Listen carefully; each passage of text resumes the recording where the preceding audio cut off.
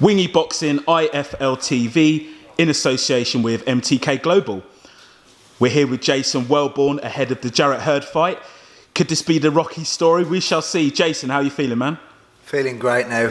It's soaked in after the week after the announcement, so it's just all guns blazing now.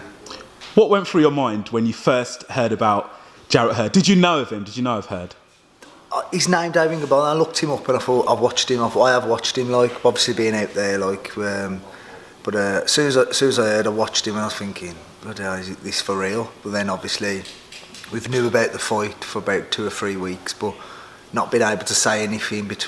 And then all of a sudden it's come out. So I'm glad. As soon as we heard, as soon as I put the phone down, Bosher, I was straight on the runner, just getting the weight off steady, and just thinking, this is my time now.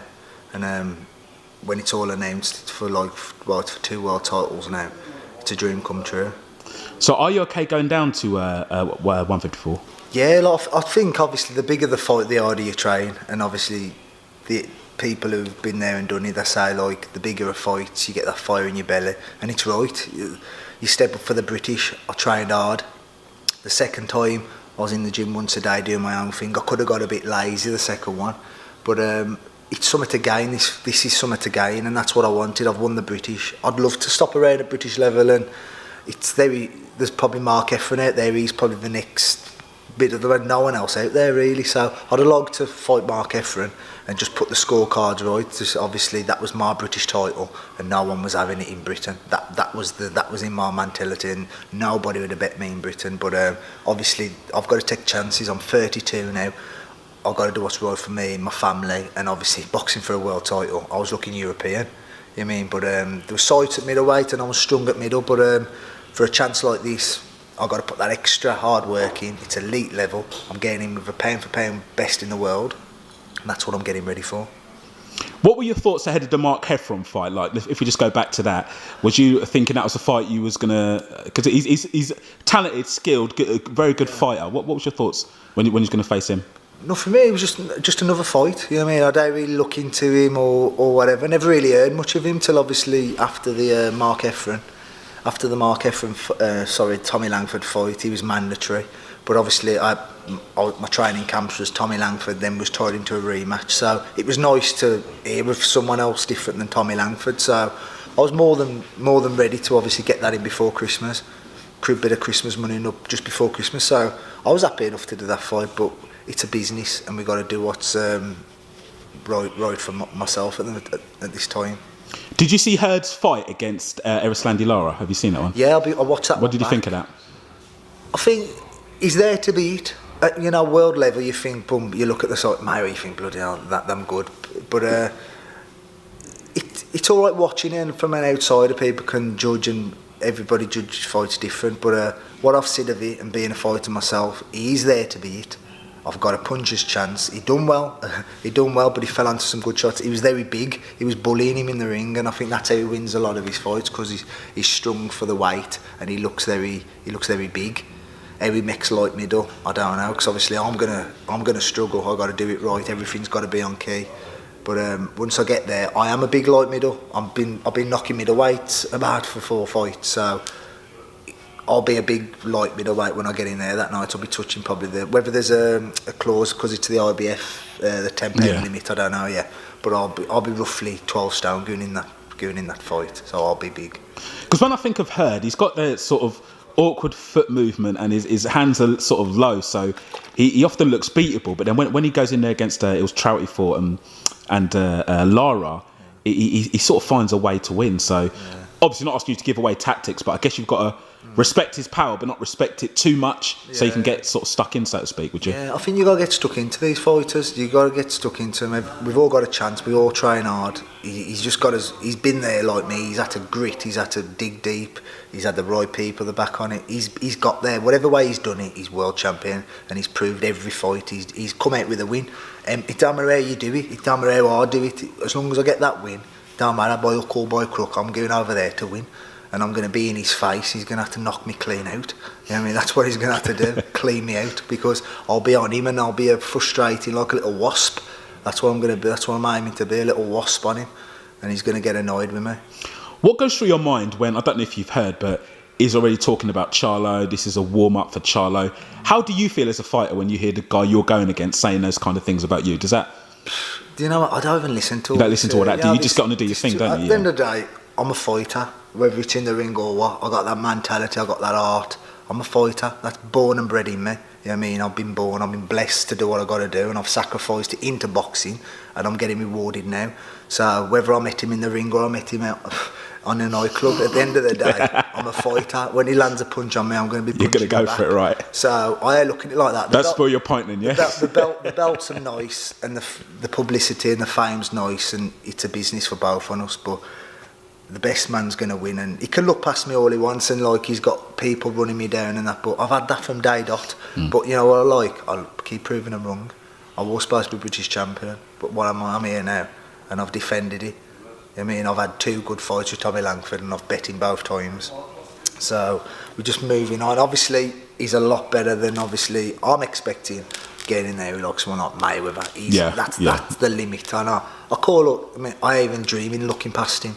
You know what I mean? I'm going out there to put a good performance on and be on him for 12 rounds. And you just don't know. Yeah? It might be a rocky story. You know what I mean? I'm going to go out there and I'm going to show the world that what Jay Wellborn's all about.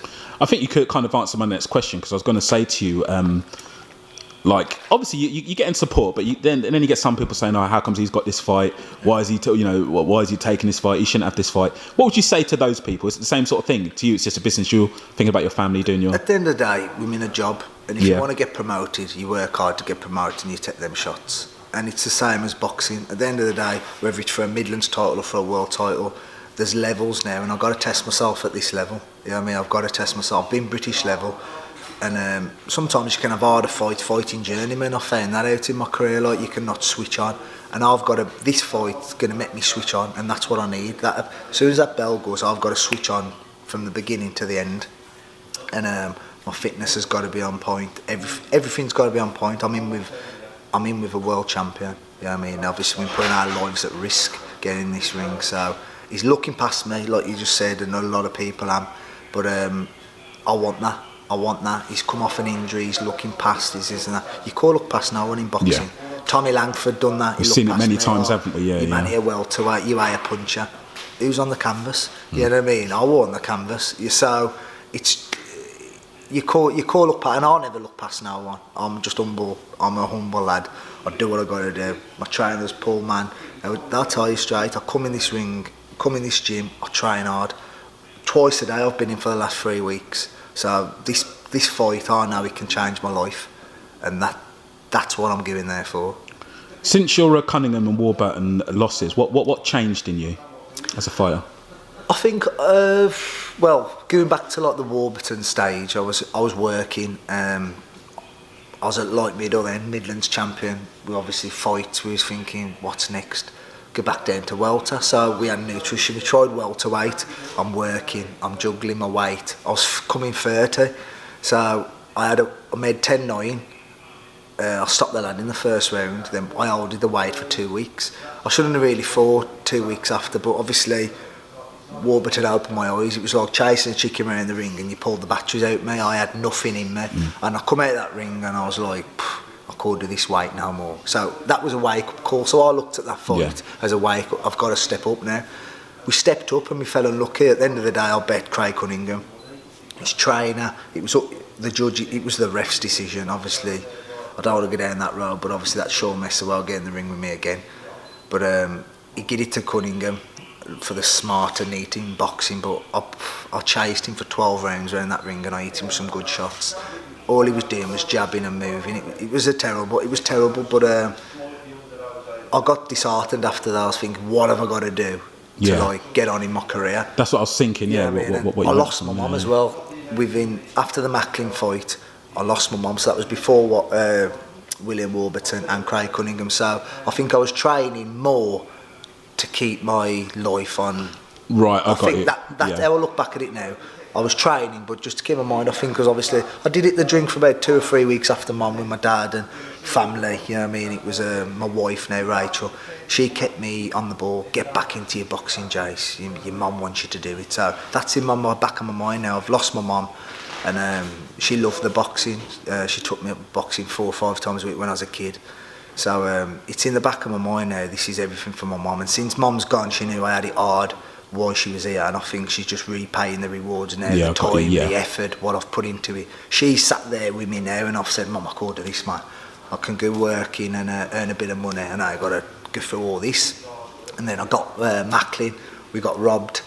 Well, not robbed. It was a good fight, and he's gone on and managed me. And I've worked with Matthew Macklin after the fight, but people thought I won.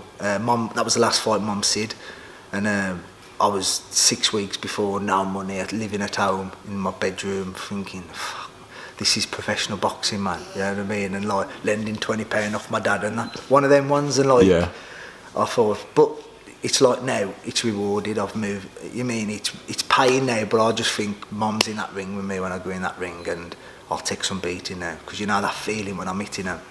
It's my mum in there with me.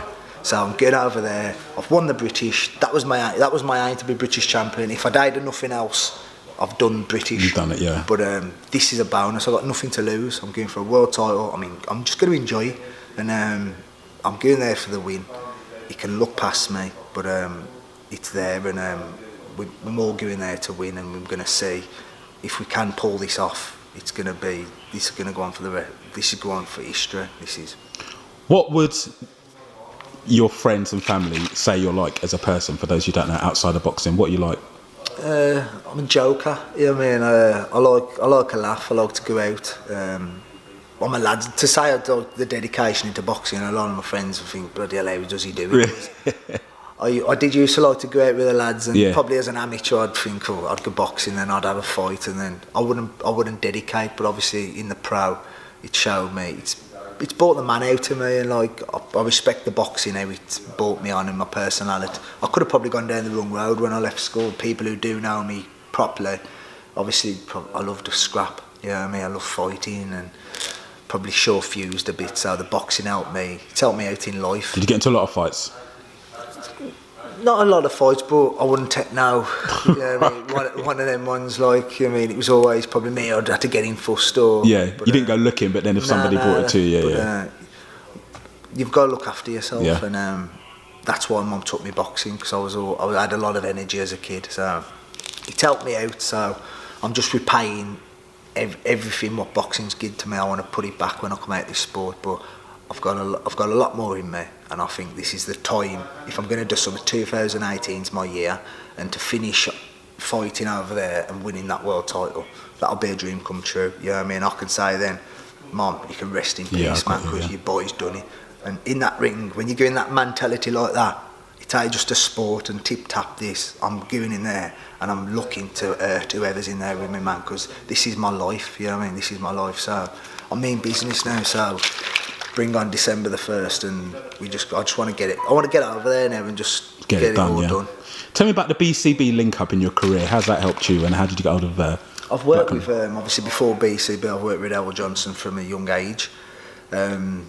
He's done his best for me. Obviously, he's been in the same position as me. Obviously, not having the promoting side and properly how he's doing it now. But I'm glad Errol's now. He's got the team back on him, and he's booming. And obviously, now he's booming. His fighters are booming. So it's all a team. But I link back up with him after the Matthew Macklin. I come back, and my head was all over the place. Like I said, I lost my mum. I was like, this boxing. And I was thinking, get away from the area, because everyone said, I'm sorry to hear, but I just wanted to get away. So I went over to Solihull training with MTK. Yeah. They'd done a lot. It was a break, like you say. It was a break, and fair play to them. They got me the Marcus Morrison fight. I was working out in Marbella with Seamus and Will Stokes, and it was a laugh. I learnt new things, and we picked up the WBC. I shocked Marcus Morrison. I thought I was coming for the whatever I thought I was coming for, but I was coming there. This was my chance, so we got that. But after that, we had nothing, and going back to thinking, bloody, I'm on sponsorship money. Dean Hitchcox, he kept me off work for a year, saying, after the Marcus Morrison fight, he was like, you got to crack on with this now, because they'll call you up last minute. And so I kept on the ball with my boxing, thanks to him. And I linked back up with Errol. We had a sit down over Christmas, and it's been all gone blazing. I was in here Boxing Day training all through January, looking for fights, and we managed to push the Tommy Langford fight, and then from there, Bosher. That's it. It's been there, so I think it's a bonus for all on us now. Like, I'm back. I think I'm enjoying me back in here. We've worked well together, me and Paul. It's day in, day out. It's like, obviously it's family now. Like, we've all got to do what's best for ourselves. You know what I mean? How far these get me, it's how far it's going to boost BCB. So I'm happy enough where I am. I'm in a good position now. So it's the only thing is now it's hard work. It's the hard work, and obviously the rewards come at the end of the hard work. It'd be criminal for me not to ask you about the headlining fight. Have you got any thoughts on? I know obviously you're doing your thing, but have you got any thoughts on the Fury Wilder fight? What would you think of that? I've been watching the build up, and to be honest, I like Tyson Fury. When he does all that kicking off, what do you think? It's all mind games. Yeah. It's all part and parcel of boxing, and whether he gets in people's skin, he does, and he's good at what he does, and he sells the fight. But I think he's special. He's special, and for a big heavyweight like that to move and this and that, obviously Wilder, if he catches you, you're going.